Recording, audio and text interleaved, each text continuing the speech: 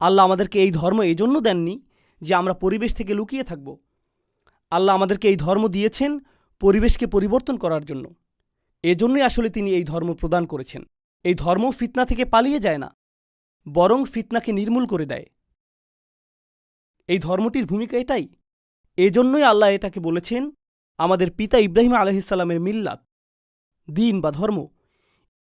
ইব্রাহিম আলাইহিসসালামের চারপাশ শিরকে পরিপূর্ণ ছিল, আর তিনি প্রতিনিয়ত এটাকে প্রশ্নবিদ্ধ করেছিলেন। তিনি প্রতিনিয়ত প্রশ্ন করেছিলেন আর এটাকে চ্যালেঞ্জ করেছিলেন। আমরা ইব্রাহিম আলাইহিসসালামের ধর্মকে ধারণ করতে পারব না যদি আমাদের অভ্যন্তরে এমন কিছু না থাকে যা আমাদের ঈমানকে পরিচালিত করে। আমার সাথে সাথে শুধু এই বিষয়টি চিন্তা করুন। সেই মানুষেরা যারা সর্বপ্রথম কোরআন শুনেছিল, আমরা এই বিষয়ে সাধারণত চিন্তা করি না যে যখন কোরআন নাজিল হচ্ছিল, অধিকাংশ মানুষ যারা কোরআন শ্রবণ করেছে তারা মুসলিম ছিল না। যখন কোরআন প্রথমে নাজিল হচ্ছিল আর রাসূল সাল্লাল্লাহু আলাইহি ওয়াসাল্লাম আয়াত তেলাওয়াত করছিলেন, বেশিরভাগ কান যেগুলোতে কোরআন প্রবেশ করছিল সেগুলো মুসলিমদের কান ছিল না। এর আগে তারা কয়েকশো বছর ধরে অমুসলিম থেকেছে। কোরআনের প্রতিটি আয়াত তাদের সংস্কৃতিকে প্রশ্নবিদ্ধ করেছে, এটা তাদের পরিবার প্রথাকে প্রশ্নবিদ্ধ করেছে, এটা তাদের পরিবেশকে প্রশ্নবিদ্ধ করেছে, এটা তাদের জীবন পদ্ধতিকে প্রশ্নবিদ্ধ করেছে, এটা সব কিছুকে প্রশ্নবিদ্ধ করেছে। কেন তারা পরিবার ত্যাগ করবে, সংস্কৃতি ত্যাগ করবে, স্বাধীনতা ত্যাগ করবে? সব কিছু ত্যাগ করে এই বাণী কেন গ্রহণ করবে? এটা আসলে কি? আল্লাহর বাণীটিতে শক্তিশালী কিছু ব্যাপার রয়েছে। আল্লাহর বাণীতে অতি প্রাকৃতিক, অলৌকিক কিছু ব্যাপার রয়েছে। কল্পনা করুন, ইসলামের আগমনের পূর্বে তারা যা ইচ্ছা খেতে পারত, তারা যা খুশি তা করতে পারত, তারা যাকে ইচ্ছা হত্যা করতে পারত, তারা যেভাবে ইচ্ছা সেভাবে ব্যবহার করত, তারা যা ইচ্ছা তাই বলতে পারত। এরপর ইসলাম আসলো এবং সীমাবদ্ধতা আরোপ করল। তারা কি খেতে পারবে, কাকে তারা বিবাহ করতে পারবে, তাদের আচরণ কেমন হবে, কিভাবে তারা ব্যবসা করবে। কেন আমি এই সকল সীমাবদ্ধতা মেনে নিচ্ছি? আমি তো এর আগে স্বাধীন ছিলাম। কেন আমি এর অনুসরণ করছি? এটা অতিরিক্ত কঠোর। প্রসঙ্গক্রমে আপনি এখন মুসলিম তরুণদের কাছ থেকে এই একই রকমের প্রশ্ন শুনবেন। মুসলিমরা বলে ইসলাম অনেক বেশি কঠোর, এটা অনেক বেশি সীমাবদ্ধকারী। আর আমি বলি আপনার এই প্রশ্ন নতুন না। প্রকৃতপক্ষে মুশরিকরা এই প্রশ্নটি কয়েক হাজার বছর আগে তুলেছিল। 1500 বছর আগে যখন কোরআন প্রথম নাজিল হয়, কেন আমি ধর্মটি গ্রহণ করব যা আমার উপর সীমাবদ্ধতা চাপিয়ে দেয়, যেখানে আমি এটা ছাড়া মুক্ত থাকতে পারি? শিরক অনেক বেশি সহজ, মুশরিক হওয়াটা অনেক বেশি উদারপন্থী, যেখানে ইসলাম অনেক বেশি রক্ষণশীল, তাই না? প্রশ্ন হলো, কেন তারা এটা গ্রহণ করলেন? তারা শুধু এটা গ্রহণই করলেন না, বরং এর জন্য জীবন দিতেও প্রস্তুত ছিলেন। তাদেরকে নির্যাতন করা হয়েছিল, প্রহার করা হয়েছিল, কিন্তু তাদেরকে ইসলাম মুক্ত করা যায়নি। তাদেরকে দ্বিখণ্ডিত করে ফেলা হয়েছিল, কিন্তু তারা লা ইলাহা ইল্লাল্লাহ ত্যাগ করেনি। কি ঘটে যাচ্ছে এখানে?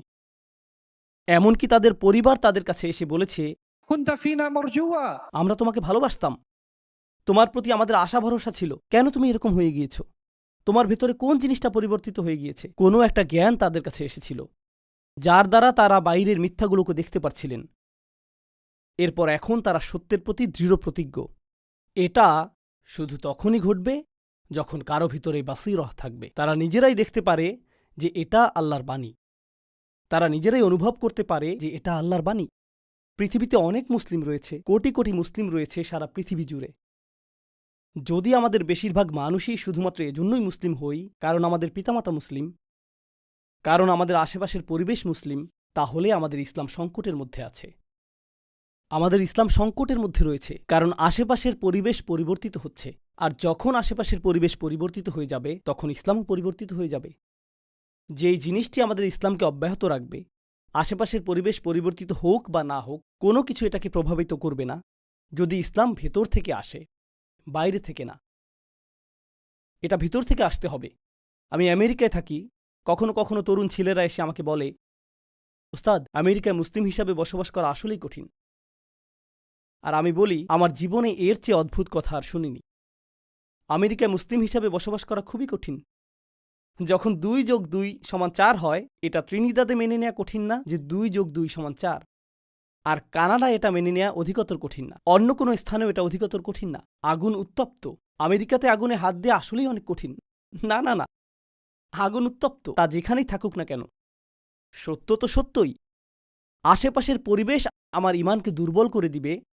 জানেন এই ধারণাটির মানে কি? আপনার ঈমান শুধুই আশেপাশের পরিবেশ থেকে এসেছে, সেজন্যই এটা দুর্বল। আপনার ঈমান ভেতর থেকে আসেনি। ইমানকে আমাদের ভেতরে লালন করতে হবে, আমাদের ভিতরে তৈরি করতে হবে। একমাত্র সেভাবে তা আসবে যেভাবে এটা প্রথমবার এসেছিল। প্রথমবার এটা এসেছিল যখন মানুষ আল্লাহর বাণী নিয়ে চিন্তা করেছিল,